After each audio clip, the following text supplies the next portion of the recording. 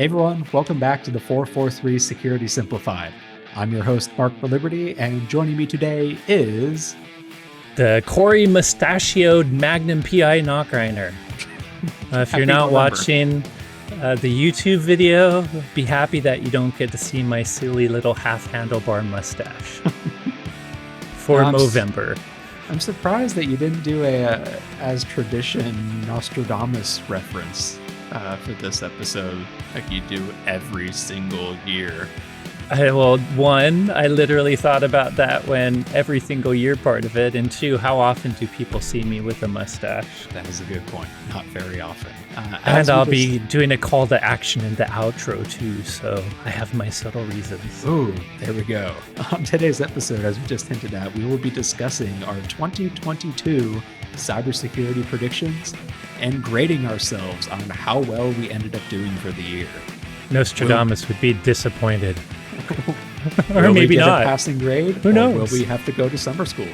Let's stick around and find out. With that, let's go ahead and, I don't know. Let's just stir our tea leaves on it? Yeah, that's got to be it.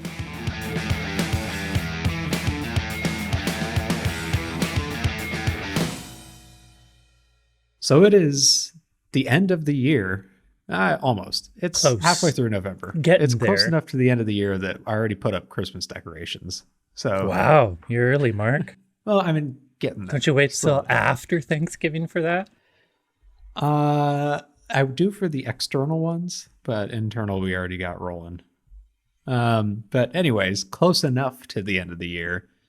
That it's time for one of my favorite episodes we do every year. Where we will go back through all of our cybersecurity predictions for our 2022 this year and grade ourselves on how well we did. So I guess before we jump into that, Corey, do you want to briefly introduce what why we do predictions and? Oh yeah, sure. Kind of lay the groundwork. If you've hung out with us for the past 3 or 4 years, you probably know the predictions are half fun, but also half trying to pay attention to real information security trends that might need to change your defenses. So predictions are always based on trends. We do see real actual trends, which I wouldn't call predictions, things that are already happening that we see in the industry or the Internet Security Report, but we extend those trends to kind of additional predictions based on them. And we do it mostly for fun. You know, it's a good time at the end of the year to talk about what kinds of threats you might see next year.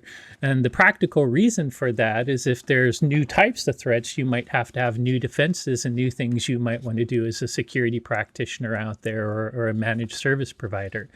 So we do them just kind of to share overall what are the trends we've seen and how that will affect the next year so that you can plan for it. But part of it is just we're security nerds. And by extend, I mean, we're kind of always going a little further than what the trend suggests and paying attention to macroeconomics, the general zeitgeist of society, and sometimes painting the worst possible picture or talking about the worst things that we hope don't happen, but kind of as a warning that if things aren't taken care of, they could happen. So I think that's, generally why we do them. I'd also like to point out that a lot of people do predictions every year, but we're one of the few ones brave enough to go back and actually judge whether or not our predictions were worth a darn. And historically, we haven't exactly been straight A students over the years. Oh, no. I don't think we've ever gotten more than a B if you go by pure percentage. We haven't sucked, though. I mean, being that these are predictions, your guess is as good as mine. We've had 70% before, but I think we've technically had under 50% before, or just barely 50% because we gave ourselves a little half credit for some predictions. I am sure you'll talk about the fun scale we use for full, half, or no percent or no credit. And honestly, this is one of those things where I consider a D-. I mean, it is technically a passing grade, and I'm happy to achieve one of those sometimes. So as for that grading scale, basically we'll go through, I think we had 6 predictions last year. We'll go through each of them and give it either a win, a fail, or a meh, with a win being 1 point, a meh being half a point, and a fail being none. And to give you some context for that, win is generally means like the idea of the prediction came true, maybe not in the exact verbiage that we wrote it down, but the point we we're trying to get across mostly came to pass. Meh is like, there was some activity around it, maybe kind of got a little right, missed some of the more detailed elements potentially, or maybe it's just another few years out for the real big whammy of that prediction. And then a fail is just straight up miss the mark. Usually that happens because we predicted something to happen this year that probably won't happen for a few more years. That we've had plenty of predictions. By the way, that's a good point. Yeah, I would point out that there's many predictions that we even gave ourselves a fail for the year because it was a clear fail. But to be honest, that's not because we were off base. Often some of them have come true 1 or 2 years later. We're just a little too good at predicting the future and comes a little prematurely sometimes, I suppose. I think it's because we like to do the more outlandish one. Like, really, if we were logical, some of the most... one we're considering, we're not going to leak any of the predictions for next year. That will come in a podcast episode in a few weeks. But there's ones where we're clearly talking about technology that the market hasn't really adopted in full yet. So we know we're going to be early to the prediction, but it's still fun to talk about because the trends around it are still very real. Yeah. So with that, let's go ahead and dive in and hit the first one. So our first prediction from 2020 was titled State-Sponsored Mobile Threats Trickle Down to the Cybercrime Underworld. And so to give some context to this first off, there's a whole bunch of different types of cyber threat actors that are out there, hacktivists that are just trying to bring something to people's attention or cause mayhem. There's cyber criminals, which are typically financially motivated. They're going to try and extort you out of money with ransomware, extort you to stop them from releasing files that they've stolen from you, that sort of thing. And there's nation state backed organizations where it's a international or a national government that is providing funding potentially, and it's typically politically motivated, or in some countries, human rights motivated. And so this prediction builds off of the whole Pegasus and NSO group mobile spyware issues that have been cropping up over the past few years, or at least brought to the limelight the past few years, where to bring you up to speed, if for some reason you missed everything about Pegasus and NSO Group, it is a spyware tool for iOS and I believe Android as well too, developed by a private organization, NSO Group, but used largely by nation states. In fact, they entirely market it to government organizations, whether that be law enforcement or federal agencies. They claim it's entirely for law enforcement activities, anti-terrorist activities. The reality is we've seen Pegasus pop up targeting political dissidents, journalists, all sorts of individuals targeted by different governments.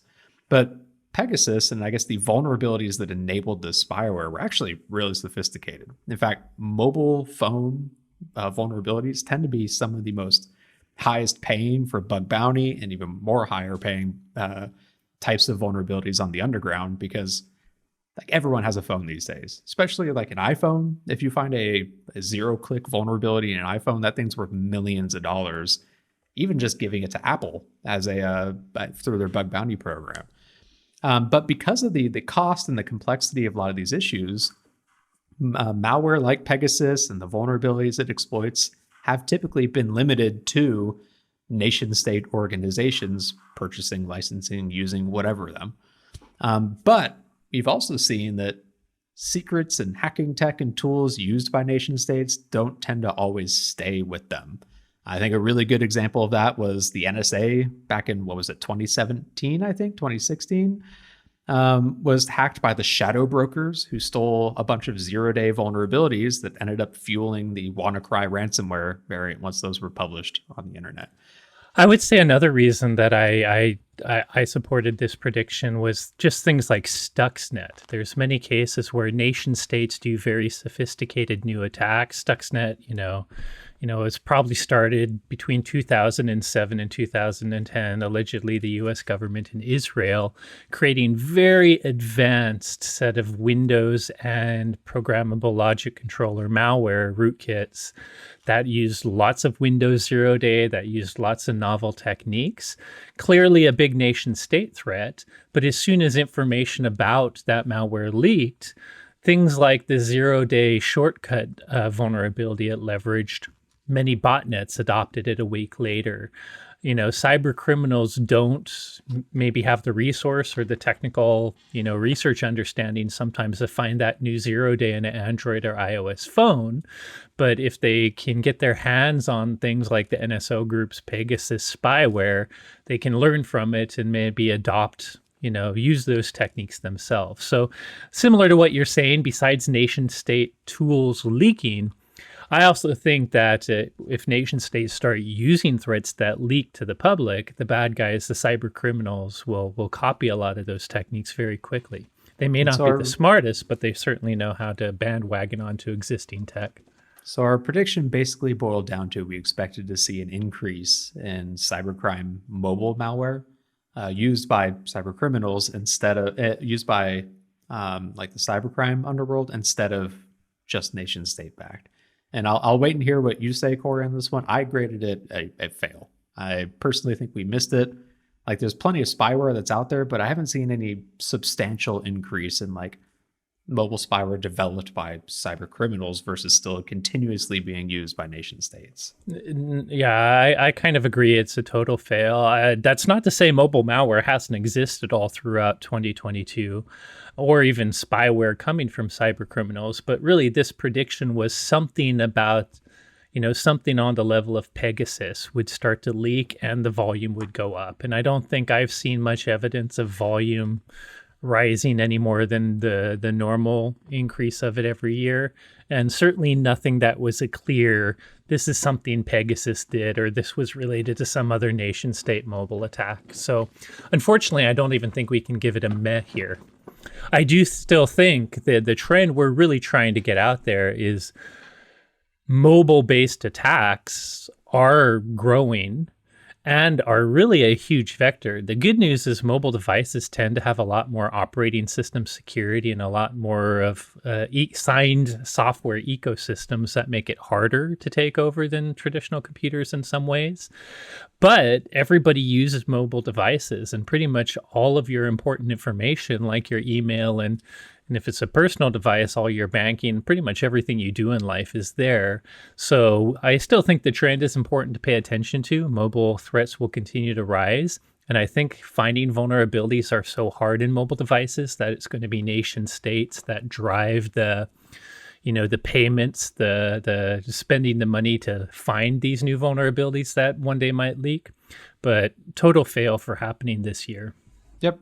So far a 0 out of 1, a 0%. Even my mother would be disappointed by that grade. Yeah, I'd have to pay. My parents would give me money for A's and B's, neutral if it was a C, but I would have to pay money back if I got D's or F's. So right now I'd owe my parents money. My parents were happy when I just passed a class and didn't have to go to summer school. Anyways, continuing on. So the next prediction was news of hackers targeting space hits the headlines. And this one is all about cybersecurity in outer space and satellite hacking. So there's been a lot of research at DEF CON over the years. They've even physically brought satellites to DEF CON for researchers at this conference to go try and hack them and find vulnerabilities. Many countries have started or accelerated their own space race. We've seen Starlink really explode as a private company, putting up a bunch of satellites in space. And we figured just the increase in really sophisticated technology going up there, paired with the potentially old technology that's going up there that maybe has, or old technology that's already up there, would combine into individuals or governments targeting satellites with hacking attempts. And to me, it was more, we called it a space hack, so it could be more than satellites, but we were thinking satellites. And while there's definitely old technology up there that's easier to hack with, $300 of radio equipment, I actually was more basing it on just the pure volume of commercial space. Starlink's a perfect example, but they're one of many. It used to be just governments got stuff up there. But now, what does Musk have now? Has he hit 10,000 Starlink satellites? I know he had well over 5,000 a He's while gonna have to back. sell them all to pay for Twitter at some point here soon. For sure, he'll lose them all into Twitter bankruptcy. But the point is the attack surface is huge. I would say on the positive note, Starlink is, modern technology as opposed to the old satellites that may not have thought about information security. So they probably come with a little more security in general. But just increasing the attack surface that much and having some commercial targets instead of government targets, we thought would lure more attackers, nation state or otherwise.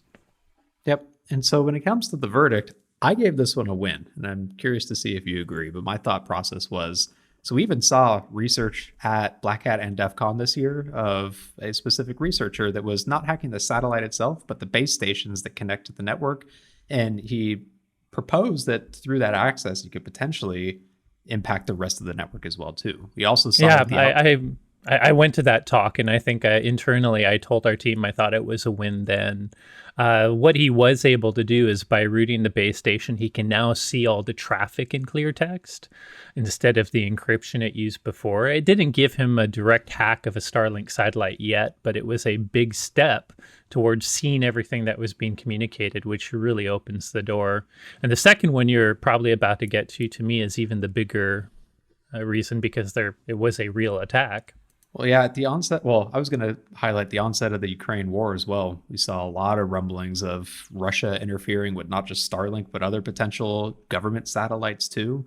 And then there was also reports from the US themselves that they had been potentially targeted in some cyber attacks on satellites. And that's exactly what I'm referencing. To be more specific, it's the Viasat attack. Viasat is a company that has satellites in the US. And while, again, interestingly, I still give us a win for this. This wasn't, we were imagining the attack being on the satellite itself. But in the Viasat attack, where they did disrupt satellite operations for at least an hour, so it was effective. And by the way, it was an hour right before Russian troops were invading Ukraine. They targeted the ground control, for some of these big Viasat satellites. There's, just like a scientific station the government uses, there's, do you call them big dishes on the ground to communicate with the satellites? So it was an attack where they were targeting that side of things, not necessarily the satellite itself, but it still resulted in satellite outages that were designed to kind of be a smokescreen during the attack. So to me, and then they used wiper malware, I believe, something called acid rain, against these Viasat modems and routers. Knocked a bunch of wind turbines off the networks too that were relying on these satellite connectivity for their access too. Yeah. So to me, even though that hit the end of the communication I wasn't expecting, the Earth-based one instead of the satellite-based one, it still was a satellite hack. So to me, that is really the reason we probably won. Although the Starlink research would have if it were just the Starlink research, I think I would have still given us a meh. But the Viasat thing, kind of nailed it. So we're up to 50% now, still a fail, but making progress. We'll see what we can make up over the course of the rest of the predictions. The next one is Spear SMS smishing hammers messenger platforms. So this one, the context for this was, text-based phishing. So typical traditional SMS phishing. It's been around for a while. It's actually being regularly used by cyber threat actors. We probably all, I don't know about you listeners, but I feel like I get at least one a week of just random phishing attempts to my texting inbox. Thankfully, T-Mobile actually does a decent job of sending them straight to the spam directory, but they do seem to be relatively prevalent. Alongside that, a lot of teams and people and even entire countries, in the case of Europe as an example, have moved away from SMS-based text messaging to dedicated messaging apps. Like WhatsApp's really popular, Facebook Messenger is still technically around, Signal, all the likes there too. And so our prediction was the combination of the growth in SMS-based messaging and these regular uses of more detailed apps that can provide additional metadata and additional opportunities to impersonate someone past just copying a phone number. Pictures. Yep. It's like a social media account. It's easier to you either spoof some like a phone number. If you know someone's phone number, it may be hard to spoof that. But if what you see isn't the phone number, but just a picture of a person, it's pretty trivial for someone to get a picture of Mark if they look hard enough.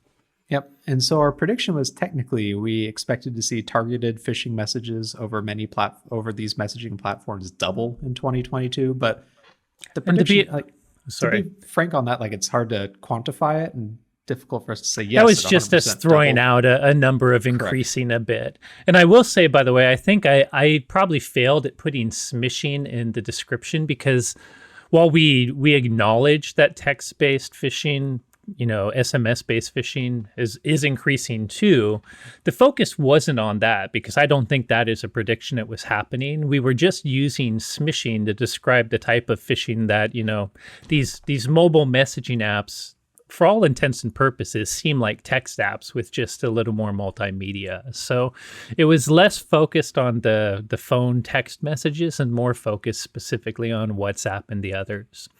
But you're right. It's very hard for us to 100% solidly quantify if we doubled. But if I can jump in, I'd love to hear your thoughts too. I still kind of think this one is a win. And yeah, so some of the reasons are, one, we're just seeing it. We've had multiple reports as a company and have even done a few trainings where executives and even other people in sales or people all over the company have received WhatsApp messages that seem to be from executives or other people that they work with regularly.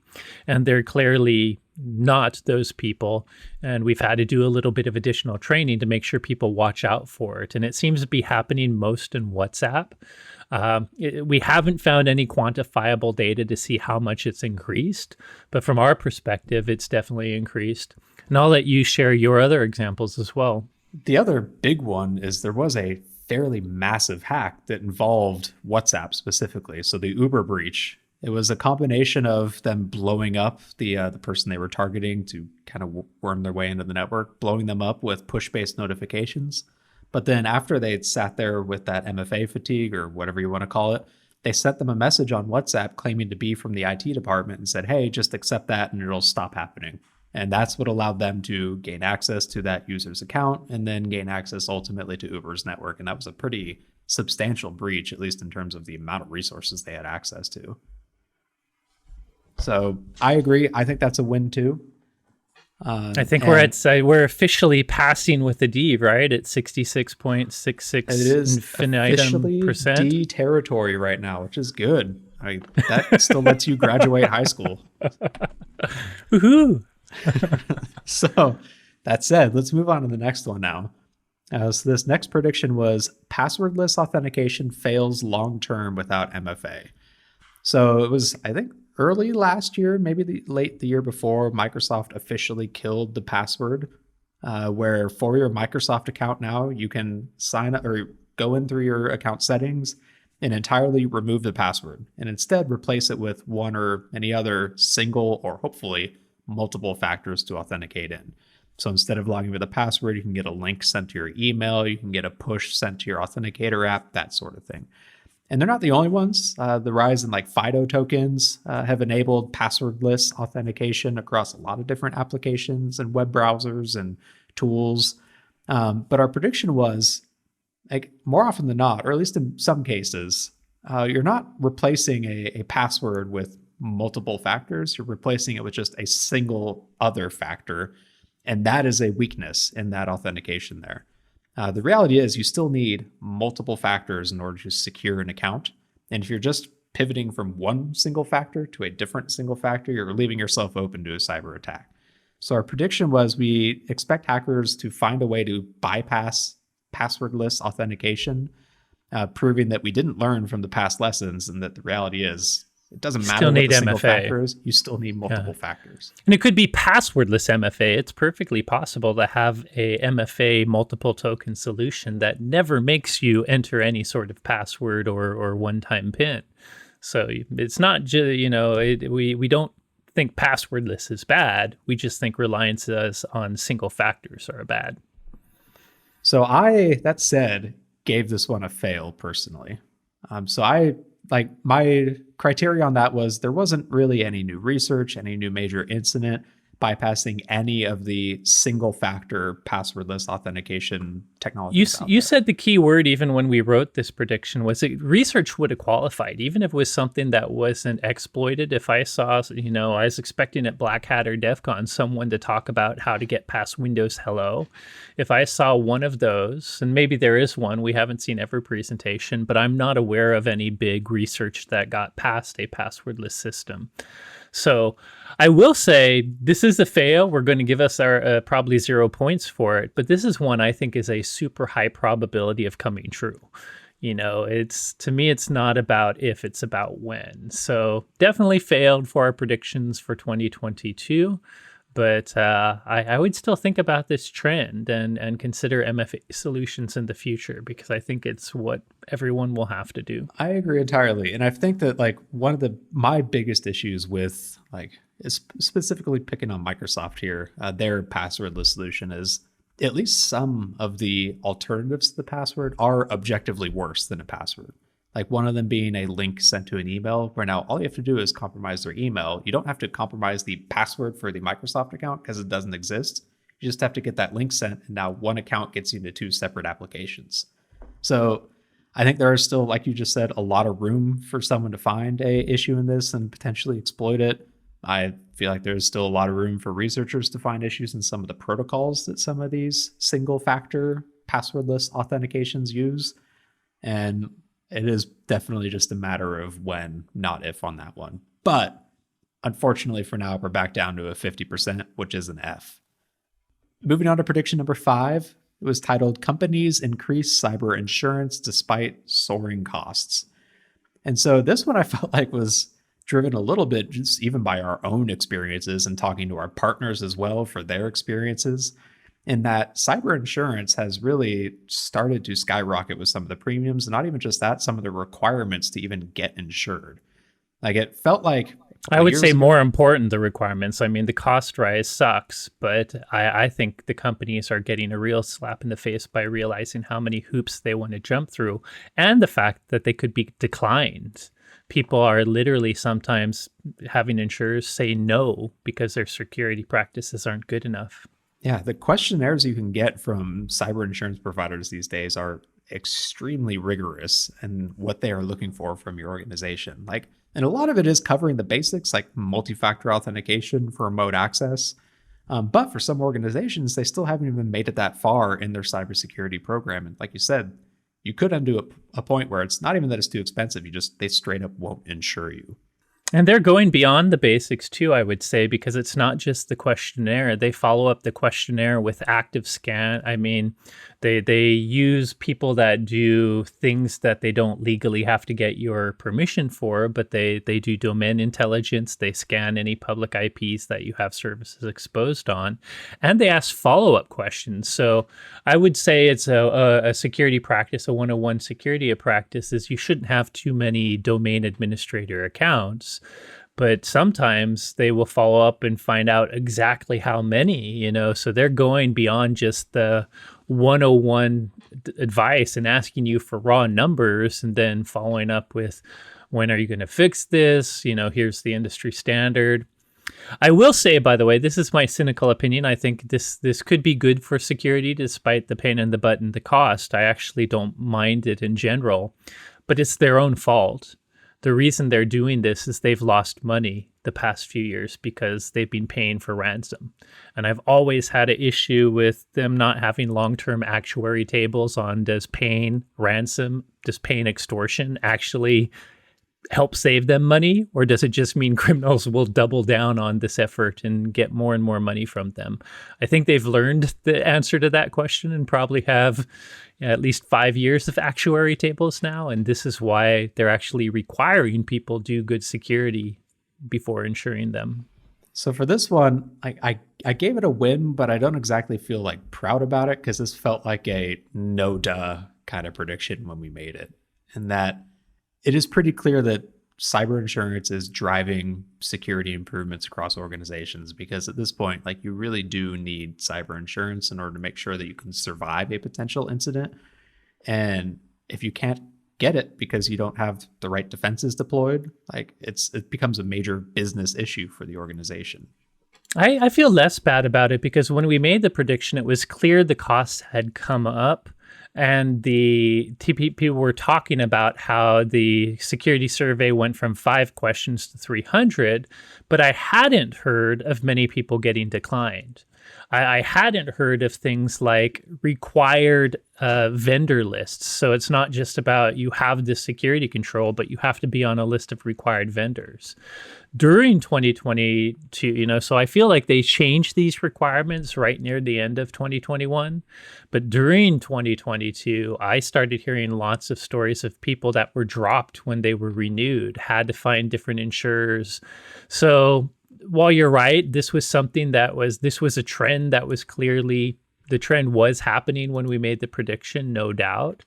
I think what 2022 did prove is that the driving of compliance is real. This wasn't just them doing security questionnaires and making you go through a lot of answers. This was literally them not actually, taking on certain clients.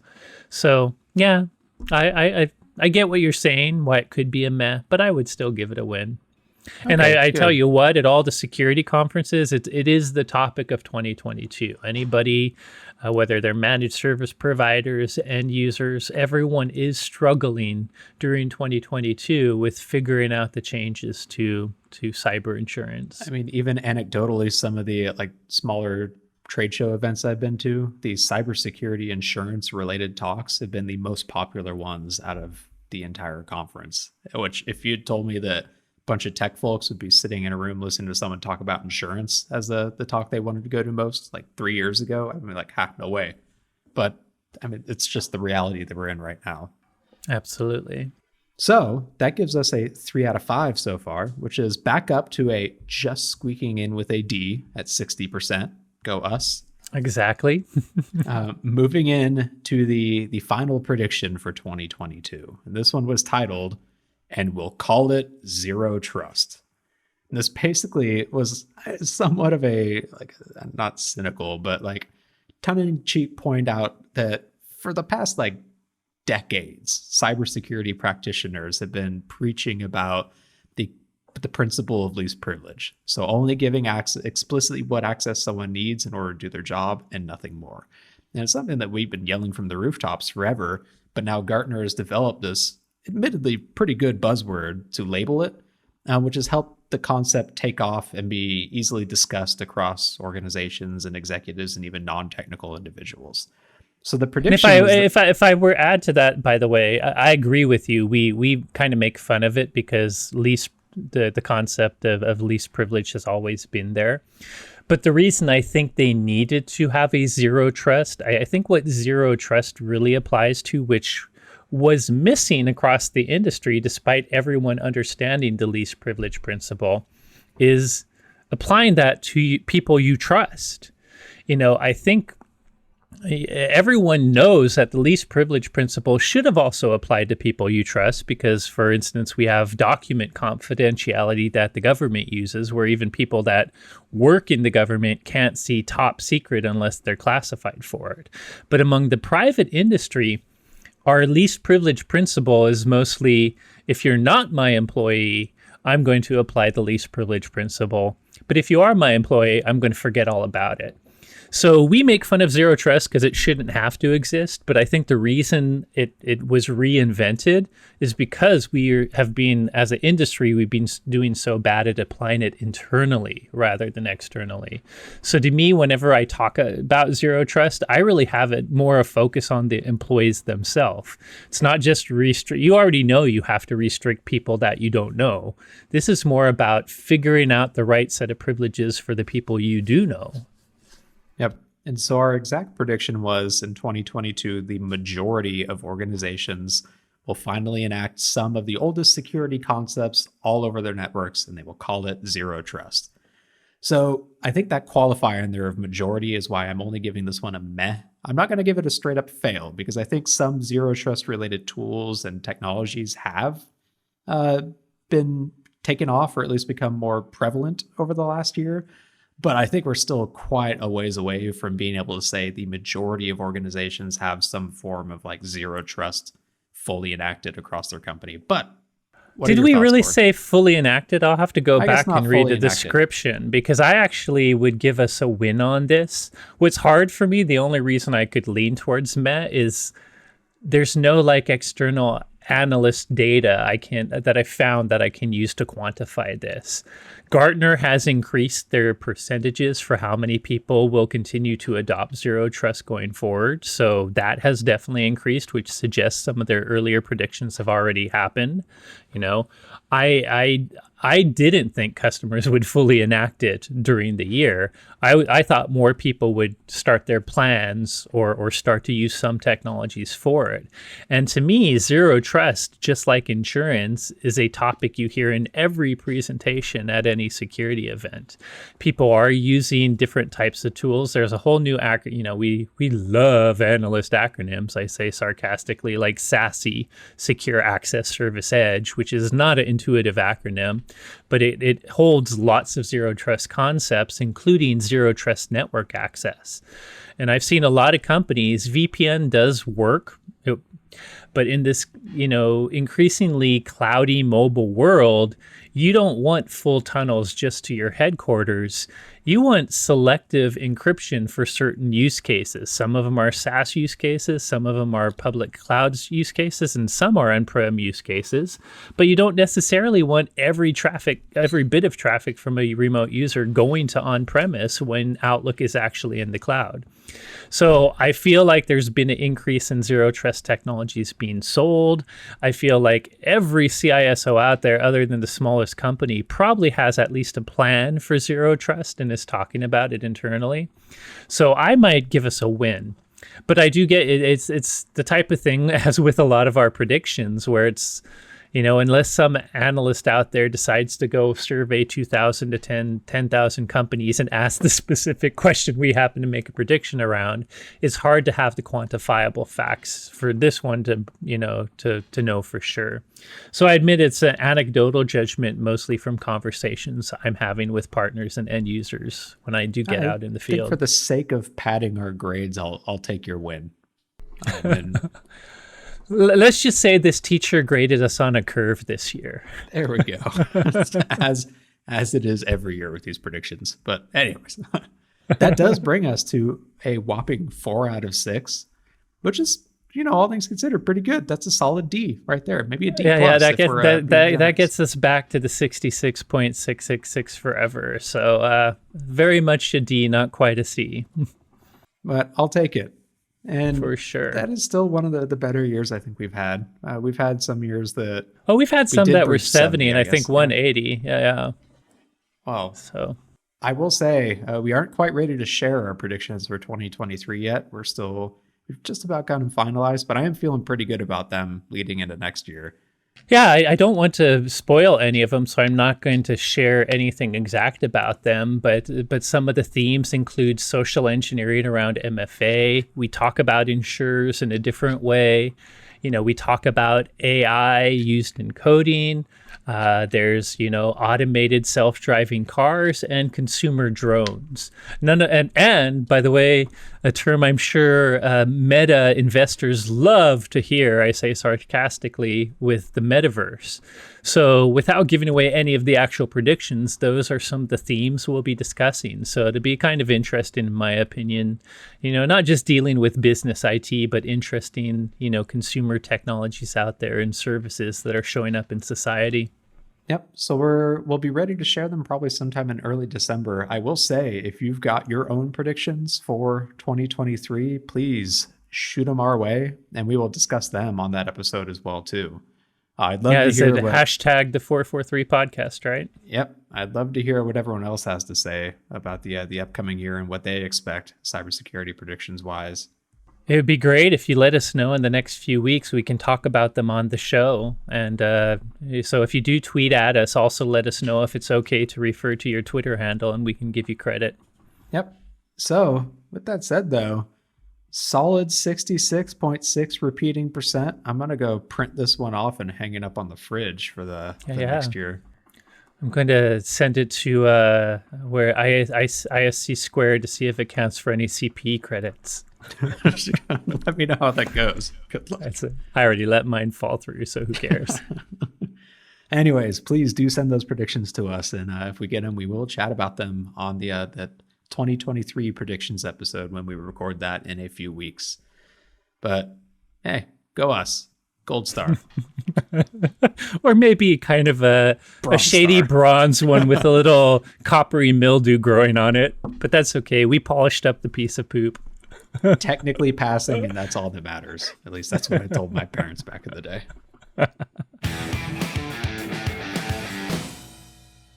Hey everyone, thanks again for listening. As always, if you enjoyed today's episode, don't forget to rate, review, and subscribe. If you have any questions on today's topics, suggestions for future episode topics, or if you want to give us your predictions for 2023, shoot them to us on Twitter for as long as that platform exists. I'm at XO. But we only accept them from blue verified stars that are paying $8 a month. So there's that. Correct. You got to pay the entry fee, or we're just going to ignore it. I'm at XORRO_. Corey is at SecAdept, and the both of us are at hashtag the 443 podcast. And before you end, listening. Real quick, Mark, before you do that, I'm going to kind of overtake your podcast to say November is actually a period of time a lot of folks do something called Movember with the M, where they decide to grow facial hair, specifically mustaches, to kind of support male health things like prostate and testicular cancer. So if you're feeling inclined to help out, that is why I have my silly half handlebar mustache that is giving Mark a lot of roasting material. But if you feel inclined, I'm going to have Mark have the link to our team's page where you can donate to the team, or even me directly if you prefer, for the charity of Movember. So just wanted to throw that in there, Mark, before you go ahead and continue. Yeah, very great cause, and a fantastic mustache. And with that, you will hear from us next week.